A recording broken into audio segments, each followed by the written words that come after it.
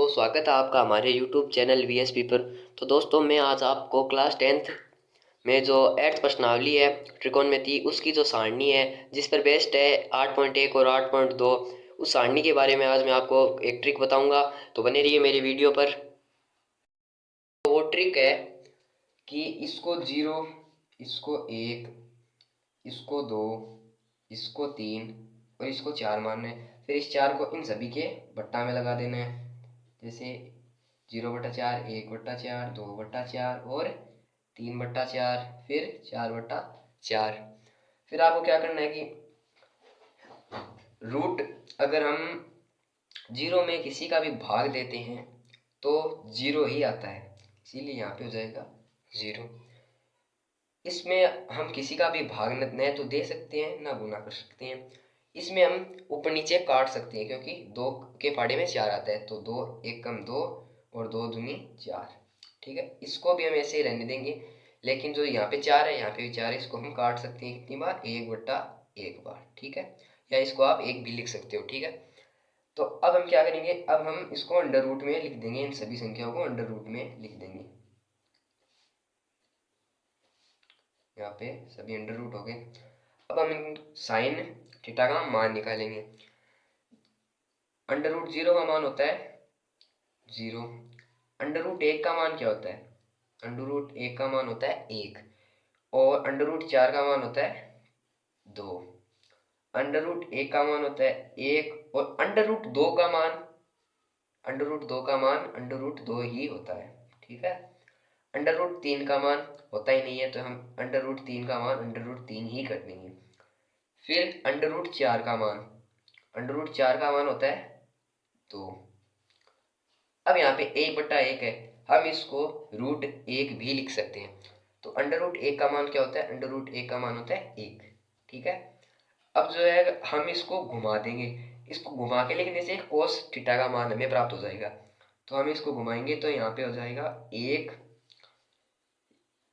यहाँ पे √3/2, यहाँ पे 1/√2, यहाँ पे 1/2 और यहाँ पे 0। ठीक है, फिर हम 10 का मान निकालेंगे। 10 का मान निकालेंगे तो अब हम क्या करेंगे कि इन जो ये जो संख्या है ना आपस में, इनको आपस में काटेंगे और गुना भाग वगैरह लगा के 10 थीटा का मान भी निकाल लेंगे। जैसे 0 में 1 का भाग दिया, हम जानते हैं कि किसी भी संख्या, अगर 0 में किसी भी संख्या का भाग दे तो हमें वापस 0 ही प्राप्त होता है। तो यहाँ पे क्या हो जाएगा, यहाँ पे 0 आ जाएगा। फिर अभी तो मैं आपको काट के बता रहा हूँ, आपको काटना नहीं है। 2 से 2 कैंसिल, बचा क्या ऊपर 1, नीचे क्या बचा √3। ठीक है, √2 से √2 कैंसिल, बचा क्या 1/1। अभी मैंने आपको बताया था 1/1 का मतलब होता है 1। 2 से 2 कैंसिल, √3/1। फिर अब यहाँ पे अगर हम किसी भी संख्या में 0 का भाग दे देना, तो अगर 0 का भाग दे तो वो क्या होता है अनंत, यानी उसके उत्तर कभी मिलते नहीं है, अलग अनंत तक जाते रहते हैं। तो इसका हम लिख दे सकते हैं अनंत या इन्फिनिटी, ये इन्फिनिटी का निशान है। ठीक है, अब हम कोट थीटा का मान निकालेंगे। तो कोट थीटा का मान भी इसी प्रकार हुआ है। ये मान जो है ना टेन थीटा का, इसको हम घुमा के लिख देंगे तो कोट थीटा का मान आ जाएगा। जैसे यहाँ पे इन्फिनिटी है तो यहाँ पे इन्फिनिटी, यहाँ पे √3/1 है तो यहाँ ये √3/1 यहाँ पे आ जाएगा। फिर 1 के नीचे 1, 1/√3 और 0। अब हम क्या करना है, अब हमें सीधा इस सेक का मान नहीं निकालना है। अब हम क्या करेंगे कि जो ये साइन का मान है ना, इनको हम घुमा के और घुमाएंगे ना, तब ये कोसेक का मान में परिवर्तित हो जाएगा। तो जैसे 0 का 0 रख दिया। फिर यहाँ पे क्या 1/2, 2 में इसको हम घुमा देंगे, जैसे क्या बन जाएगा 2/1 बन जाएगा। 2/1 बन जाएगा।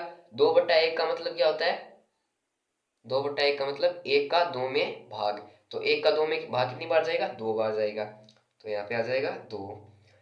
फिर यहाँ पे क्या है, यहाँ पे देखो कि 1/√2 है, घुमाएंगे तो √2/1 हो जाएगा। √1 का √2 में भाग देंगे तो क्या हो जाएगा, √2 ही बचेगा। तो यहाँ पे √2। ठीक है, अब यहाँ पे ये है √3/2, इसको घुमा दो 2/√3। यहाँ पे क्या है 1, तो यहाँ पे 1, क्योंकि 1 तो घूम ही नहीं सकता ना।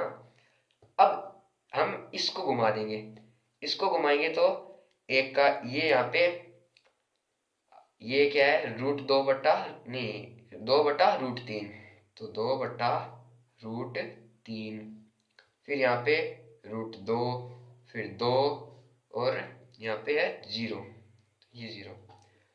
तो उम्मीद करता हूँ आपने ये सारणी सीख ली होगी, आप इसका स्क्रीनशॉट ले लो। तो अगर आपको मेरी वीडियोस पसंद आ रही है तो हमारी वीडियो को लाइक कीजिए, चैनल को सब्सक्राइब कीजिए और ज़्यादा से ज़्यादा शेयर कीजिए। धन्यवाद।